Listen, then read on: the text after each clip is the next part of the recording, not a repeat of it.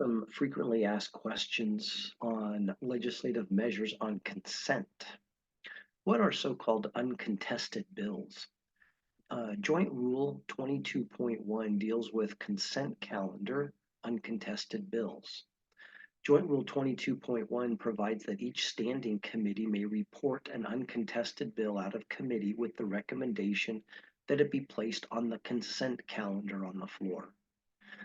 What are the requirements for being an uncontested bill? There are three requirements listed in Joint Rule 22.1.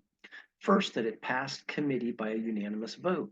Second, it has no opposition expressed at the committee hearing. And three, it has been requested by the author to be placed on consent. What is the consent calendar? Joint Rule 22.2 deals with the consent calendar. It provides that following its second reading and the adoption of any committee amendments, any bill certified by the committee chair as an uncontested bill is placed on the consent calendar. Can a legislator object to a measure on the consent calendar? Yes. Any legislator can object to a bill being on the consent calendar. If the objection is lodged, then the bill is removed from the consent calendar and will be presented on the floor for consideration. When are consent calendar bills considered? They may be considered on the second legislative day following the day the bill was placed on the consent calendar. As a general rule, the consent calendar is considered as the last order of business on the daily file.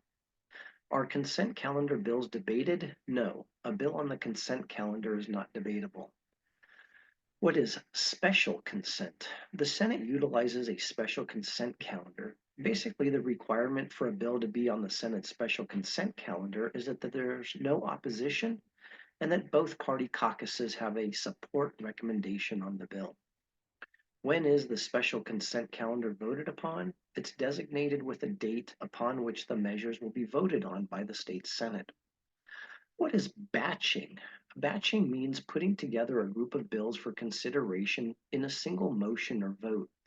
The Assembly reviews the recommendations of the Democratic and Republican caucuses, and where appropriate, they batch together a group of bills to take a single vote on that batch of bills, akin to a consent calendar. Really, it's analogous to the special consent calendar that the state Senate uses.